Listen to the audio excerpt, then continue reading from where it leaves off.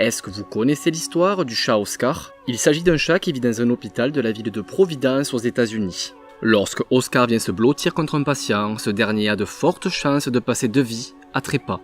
La faculté d'Oscar est telle qu'une procédure spécifique a été mise en place au sein de la structure hospitalière.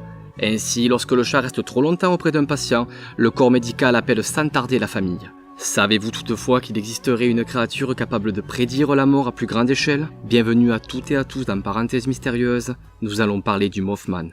Le 15 novembre 1966, aux alentours de la ville de Point Pleasant en Virginie occidentale, deux couples, Roger et Linda Scarberry, ainsi que Mary et Steve Mallette, décidèrent d'aller se balader de nuit vers l'ancienne usine d'explosifs de la ville, désaffectée depuis la fin de la Seconde Guerre mondiale. Après avoir quitté la ville et parcouru une dizaine de kilomètres, ils arrivèrent près de l'usine.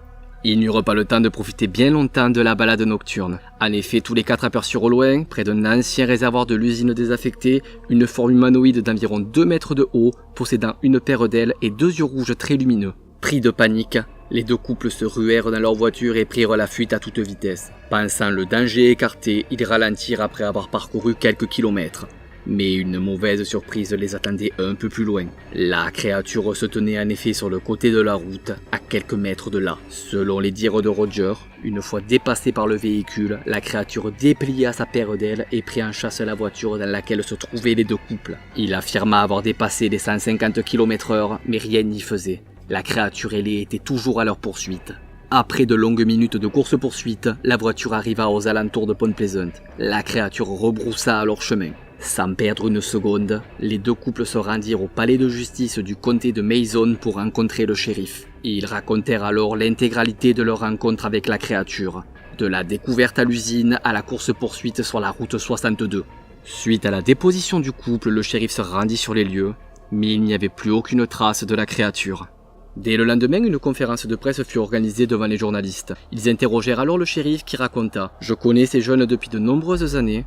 Ils n'ont jamais eu de problème avec la justice. Dès que je les ai vus arriver complètement paniqués, je les ai tout de suite pris au sérieux. » La rencontre des deux couples avec la créature ne fut pas un cas isolé, bien au contraire.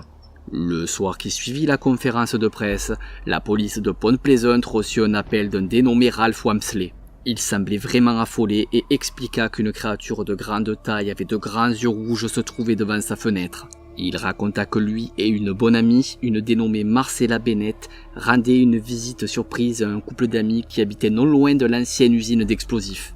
Avant d'arriver à destination, ils virent une silhouette noire aux yeux écarlates surplomber un des dômes de la structure désaffectée. La chose fonça alors droit sur la voiture.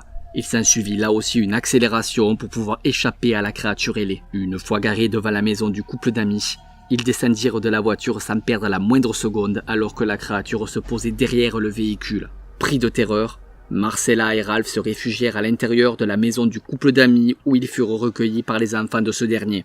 Quand la police arriva sur place, la créature avait encore une fois disparu. Suite à ces deux événements, les témoignages se multiplièrent. De nombreuses personnes affirmèrent avoir aperçu la créature volante à divers endroits aux alentours de Point Pleasant. Les témoins appelèrent la chose la créature de Mason vu qu'elle apparaissait exclusivement dans le comté éponyme. Par la suite, la presse locale décida de la baptiser Mothman, qui peut se traduire en français par homme phalène ou encore homme papillon. Ce nom est une référence directe à Batman. L'homme chauve-souris était en effet à la mode en 1966 car le film de Leslie H. Martinson était sorti au cinéma cette même année.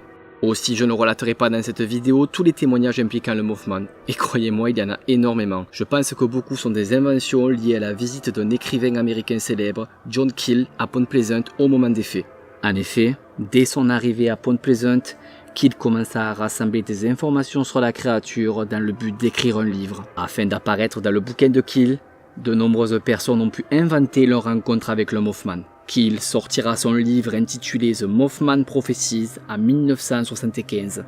Une adaptation du livre en film verra le jour en 2002 sous le nom de La Prophétie des Ombres. Bien qu'il ne s'agisse pas selon moi d'une grande œuvre cinématographique, je vous conseille tout de même de jeter un coup d'œil à ce film si vous voulez en apprendre davantage sur le Mothman. Pour ma part, j'ai pris pas mal de plaisir à revoir le film pour la préparation de cette vidéo.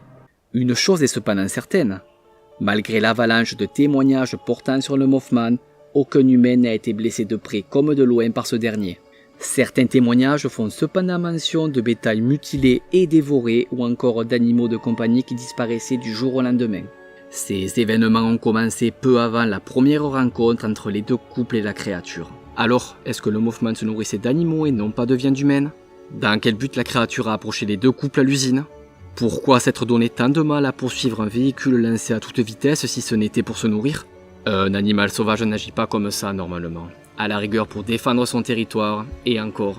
Les témoignages continuèrent jusqu'au 15 décembre 1967, soit 13 mois jour pour jour après la première apparition de la créature. Certains témoins aperçurent le Mothman aux alentours du Silver Bridge, un pont suspendu de 700 mètres de long reliant Point Pleasant à Gallipolis. Ce jour-là, aux alentours de 17 h, un embouteillage assez conséquent s'était formé sur le pont.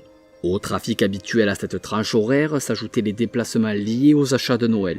Le pont datait de 1928 et n'avait pas été conçu pour accueillir un nombre trop important de véhicules. Soudain, une secousse se fit ressentir sur le Silver Bridge. Ce dernier était en train de s'effondrer. Après des heures de recherche, les secours annoncèrent que 46 personnes avaient perdu la vie lors de la catastrophe. Parmi les victimes de l'effondrement du pont, on pouvait trouver Ralph Wamsley, un des premiers témoins de l'apparition du Mothman. Suite à la catastrophe, il n'y eut plus aucun témoignage concernant le Mothman à Point Pleasant. Il commença alors à se dire que la créature était apparue uniquement pour prévenir la population d'une catastrophe plus ou moins imminente qui allait entraîner de nombreuses morts, en l'occurrence l'effondrement du Silver Bridge. Quelques sources indiquent que l'effondrement du pont serait la conséquence de la rupture d'un rivet dans le secteur 13 de ce dernier. Pour rappel, ce 15 décembre, cela faisait 13 mois jour pour jour que le Mothman apparaissait à Point Pleasant. Je n'ai cependant pas trouvé de source officielle concernant l'histoire du rivet. Si vous voulez mon avis, cela me paraît un peu trop gros pour être vrai. 13 mois, secteur 13... je sais pas trop. Par contre, la théorie du Mothman annonciateur de catastrophe me paraît déjà plus intéressante. Cela expliquerait en partie pourquoi la créature n'a jamais blessé un habitant de Point Pleasant au cours de ces 13 mois. Il n'apparaîtrait donc pas pour empêcher un accident, mais pour sauver un maximum de vies. Le Mothman ne serait pas apparu uniquement dans la ville de Virginie occidentale. Le 19 janvier 1926, en Chine, le barrage de Xionte céda, libérant alors une quantité effroyable d'eau et tuant ainsi des milliers de personnes.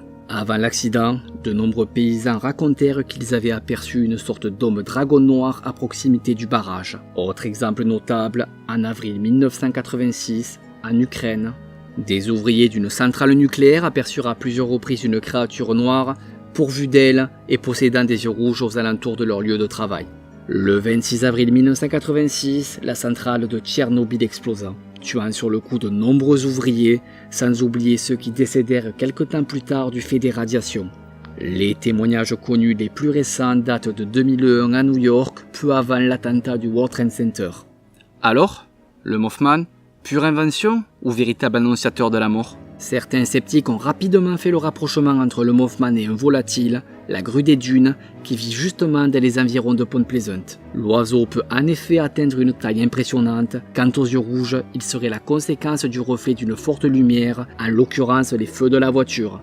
Autre possibilité, il pourrait s'agir d'un hibou des granges, un volatile qui apprécierait les endroits abandonnés comme l'ancienne usine de Point Pleasant. Toujours étant qu'en dépit des sceptiques, les cryptozoologues s'intéressent réellement au Mothman. C'est par exemple le cas de Lauren Conman qui affirme qu'il existe encore aujourd'hui de nombreux témoignages relatifs à la créature. Je n'ai plus qu'à vous souhaiter de ne jamais rencontrer personnellement le Mothman. En effet, il n'est jamais très bon de croiser la route d'une créature capable de prédire une catastrophe imminente. Quoique dans certains cas cela pourrait vous sauver la vie. Notamment à l'approche d'un virage dangereux.